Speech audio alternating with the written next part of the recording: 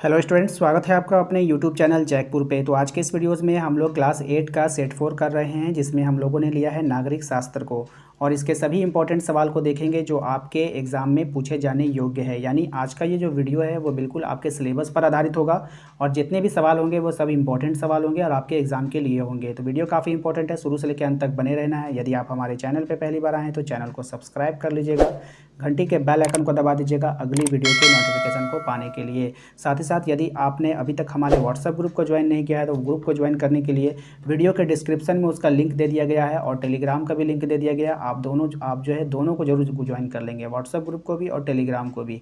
या नहीं तो आप हमें मैसेज कर सकते हैं 9798054010 पे। आप हमें व्हाट्सएप पे मैसेज करेंगे अपना नाम, अपने क्लास का नाम, तो आपको आपके ग्रुप में जोड़ दिया जाएगा। तो चलते हैं, आप डायरेक्ट सवाल पे आते हैं। सवाल में आपसे पूछा गया मानव तस्करी से बचने के कौन कौन से तरीके हैं। मानव तस्करी से बचने के कौन कौन से तरीके हैं, ये काफ़ी इंपॉर्टेंट सवाल है, बिल्कुल आपके सिलेबस में है। तो चलते हैं इसके आंसर को जान लेते हैं। तो चलिए, इसके आंसर में आपको लिखना पड़ेगा कि मानव तस्करी से बचने के निम्नलिखित तरीके हैं। हमेशा सतर्क रहना होगा, यानी हमेशा आपको एक्टिव रहना होगा। किसी परिचित अथवा अपरिचित के बहकावे में नहीं आना है, कोई भी आपको बहका कर इधर उधर ले जा सकता है तो आपको नहीं आना है।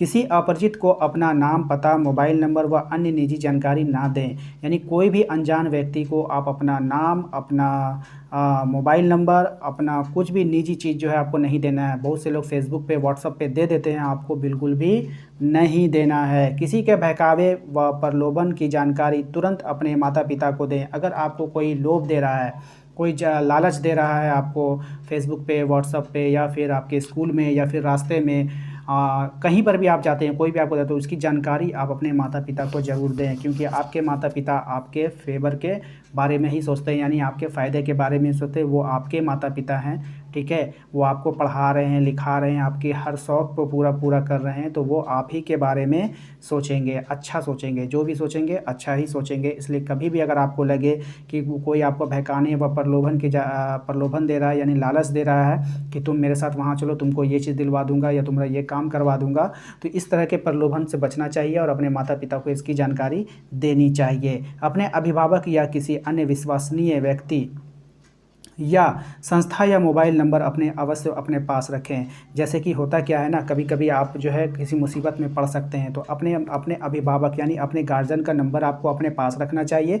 या नहीं तो कोई भी आपका जो परिचित व्यक्ति है जिस पर आपको विश्वास है, आप उसका नंबर याद रखें। या नहीं तो आप अपने किसी शिक्षक का भी नंबर आप अपने पास रख सकते हैं जो आपको जानते हों, ठीक है। वैसे आप लोगों को जैकपुर का नंबर आप लोगों के पास तो अवेलेबल होगा ही होगा, ठीक है ना। चलिए, इसके बाद हम चलते हैं अपने अगले सवाल का। आवश्यकता पड़ने पर पुलिस की सहयोग लें। अगर आपको वैसी ज़रूरत लगती है कि आपको पुलिस का सहयोग लेना है तो पुलिस का सहयोग जरूर लें। इमरजेंसी डायलिंग नंबर को हमेशा याद रखें अपने क्षेत्र में, यानी आपके क्षेत्र में जो इमरजेंसी नंबर है उसको हमेशा अपने ज़बान पर याद रखिए, ठीक है। चलते हैं अब अपने अगले सवाल पे। अगला सवाल है हमारा कि नशाखोरी से बचाव के क्या उपाय हैं, लिखना है, ठीक है। नशाखोरी जो होता है, जो बच्चे से लेकर के बड़ों तक जो नशाखोरी का शिकार हो गए हैं, उनसे बचने के उपाय को आपको बताना होगा। तो चलते हैं इसके आंसर को जान लेते हैं। नशाखोरी से बचने के लिए क्या उपाय करना चाहिए। नशा के आदी हो चुके किशोरों को अपनी समस्या को माता पिता या अपने शिक्षकों को साझा करनी चाहिए। यानी कि जो भी बच्चे हैं जो नशा के आदी हो गए हैं, अगर उनको अभी तक समझ में नहीं आ रहा है कि कैसे ये नशा छूटेगा, तो आप ये जानकारी अपने माता पिता को दे सकते हैं कि मैं इस नशा में फंस चुका हूँ, या फिर नहीं तो आप अपने शिक्षक से बात कर सकते हैं। नकारात्मक से बचना चाहिए, नेगेटिव थॉट लाने से आप बचिए, बुरी बुरी बातें सोचने से बचिए, नशा के बारे में सोचने से आपको बचना चाहिए। आवश्यकता पड़ने पर चिकित्सक की सलाह अवश्य लेनी चाहिए। अगर आपको लगता है कि आप बहुत ही इसकी आदी हो चुके हैं, किसी भी, देखिए नशा बहुत तरह का होता है, ठीक है ना। हर एक ख़राब चीज़ जो आपके स्वास्थ्य को हानि पहुंचाएगी वो नशा है, ठीक है। तो आपको लगता है कि आपको इसका ये आदत लग गया है, आप इसे छोड़ नहीं पा रहे, तो आप अपने डॉक्टर से भी सलाह ले सकते हैं।